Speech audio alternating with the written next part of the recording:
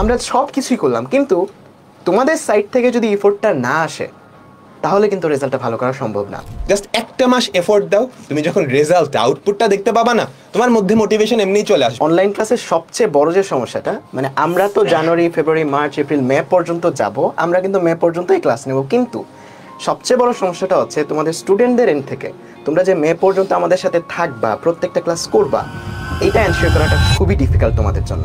হয়তো দেখা যায় কেউ প্রথম মাসে যে তারপর আর ক্লাসই করো না, হয়তো 2 মাস করে তারপর আর মনে হয় যে তোমাকে দিয়ে আর হবে না। সো এ যাবৎকালে আমরা যত এফআরবি নামিয়েছি, এইবার আমাদের এফআরবিটা আমরা সবচেয়ে বেশি গোছানো আকারে তোমাদের সামনে নিয়ে আসার চেষ্টা করছি। সো যে জায়গাতে তোমাদের পুরো যে সিলেবাসটা আছে, এই পুরো সিলেবাসটা আমরা ওভার দ্য টাইম কীভাবে শেষ করব সেটা তোমরা এই চার্টে দেখতে পাচ্ছ।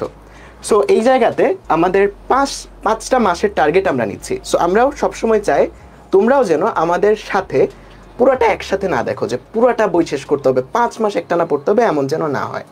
তুমি ছোট ছোট টার্গেট করো, যে জানুয়ারি মাসে যতটুকু আমাদের ক্লাস ততটুকু তুমি করছো কিনা, ততটুকু করলে তোমার সিলেবাসটা ঠিক কতটুকু শেষ হবে। সো এই জিনিসটা যখন তোমার মাথার মধ্যে আসবে যে আমি যদি ভাইয়াদের সাথে শুধুমাত্র জানুয়ারির ক্লাসগুলো করি তাহলে আমার এত% সিলেবাস কিন্তু শেষ হয়ে যাবে, যদি ফেব্রুয়ারিটাও আমি ভাইয়াদের সাথে থাকি তাহলে আমার এত% সিলেবাস কিন্তু শেষ হয়ে যাবে। সো এই জায়গাতে দেখতে পাচ্ছ জানুয়ারিতে যেহেতু তোমাদের ম্যাক্সিমাম কলেজগুলোতে তোমাদের টেস্ট পরীক্ষা আছে, সেজন্য কিন্তু আমরা জানুয়ারি মাসে তোমাদের এত বেশি দিতে চাই নাই, তোমাদের এত বেশি বোঝা দিতে চাই নাই। সো জানুয়ারি মাসে আমরা সবচেয়ে কম রাখছি ক্লাসগুলো, যেন তোমাদের উপর প্রেশারটা না পড়ে, তোমরা যেন কলেজের টেস্ট পরীক্ষাটাও ভালো করে দিতে পারো। সো এই জায়গাতে দেখতে পাচ্ছ যে জানুয়ারি মাসে আমাদের সিলেবাসের প্রায় 12%-এর মতো শেষ হয়ে যাবে। জানুয়ারি মাসে যে 2 সপ্তাহ ক্লাস হবে, ওই 2 সপ্তাহ ক্লাস যদি আমার সাথে করতে পারো, তোমরা অলমোস্ট 12%, পুরো এসিসি সিলেবাসের 12% কিন্তু শেষ হয়ে যাবে। তারপর ফেব্রুয়ারি মাসে আমাদের সাথে তুমি যদি পড়ো, ফেব্রুয়ারি মাসটা যদি শেষ করতে পারো, সিলেবাসের প্রায় 38% বা 37% শেষ হয়ে যাবে। মার্চটা যদি আমাদের সাথে শেষ করতে পারো, তোমার অলমোস্ট 60% সিলেবাস কিন্তু তোমার কভার হয়ে যাবে।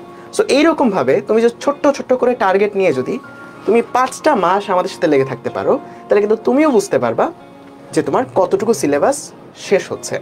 অ্যান্ড আমরা সবসময় এটা চাই যে তুমি যেন কনসিস্টেন্সিটা বজায় রাখতে পারো, কারণ আমরা ক্লাস নিয়ে গেলাম, আমরা তোমাকে প্র্যাকটিস শিট দিলাম, আমরা অনলাইনে তোমাদের এক্সামের ব্যবস্থা করলাম, আমরা সব কিছুই করলাম, কিন্তু তোমাদের সাইড থেকে যদি এফোর্টটা না আসে তাহলে কিন্তু রেজাল্টটা ভালো করা সম্ভব না।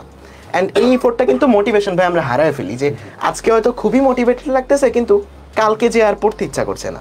সেজন্যই এই ছোট ছোট করে তুমি টার্গেটটা নাও যে জানুয়ারি মাসটা আমি ভাইয়াদের সাথে থাকবো এবং এত% সিলেবাস শেষ করবো। সো সেজন্যই আমরা অত্যন্ত গোছানো আকারে আমাদের এইবারের এফআরবি স্ট্রাকচারটা গুছিয়েছি। আচ্ছা, তোমরা অনেকেই বলো ভাইয়া মোটিভেশন দেন। হ্যাঁ, মোটিভেশন আসলে দেওয়া যায় না, মোটিভেশন নিজে থেকে আসতে হয়। তুমি যখন তোমার নিজের প্রোগ্রেসটা দেখতে পারবা, এটাই হচ্ছে সবচেয়ে বড় মোটিভেশন।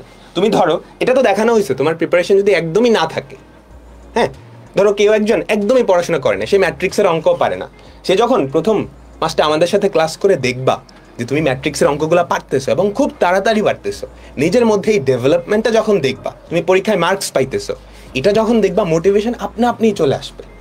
ঠিক আছে?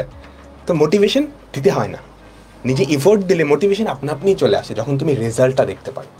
হ্যাঁ, জাস্ট একটা মাস এফোর্ট দাও, তুমি যখন রেজাল্ট আউটপুটটা দেখতে পাবা না, তোমার মধ্যে মোটিভেশন এমনিই চলে আসবে। 1 মাসেই আমি এতটুকু করে ফেলছি, আমার হাতে তো আরো 5 মাস আছে, ওই 5 মাসে চাইলে আমি দুনিয়া উল্টায় ফেলতে পারবো। দুনিয়া উল্টানো বাদ দাও, এইচএসসিটা ভালো করো, এটাই তো ইনাফ, তাই না?